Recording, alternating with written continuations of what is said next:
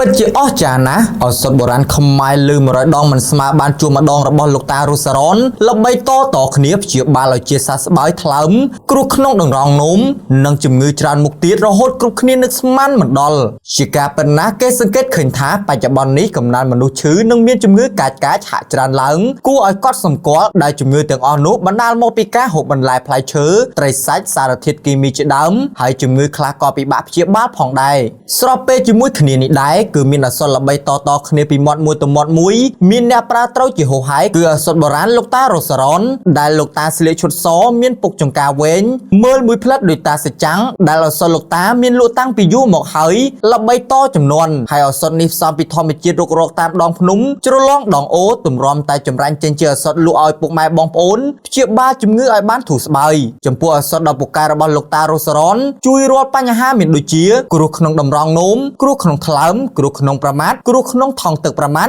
មិនត្រឹមតែប៉ុណ្ណោះលោកតាក៏មានថ្នាំព្យាបាលថ្លើមមេរោគក្នុងថ្លើមដោះសាច់ក្នុងថ្លើមទីទឹកជាដើមបងប្អូនប្រសិនបើមានបញ្ហាទាំងអស់នេះអាចសាកប្រើឱសថលោកតារស់សរនធានាថាពូកែលេខ1មិនខកបំណងឡើយជាឱសថធម្មជាតិដូច្នេះពុកម៉ែបងប្អូនចង់ជាវអាចតាក់ទងតាមរយៈលេខទូរស័ព្ទឬតេឡេ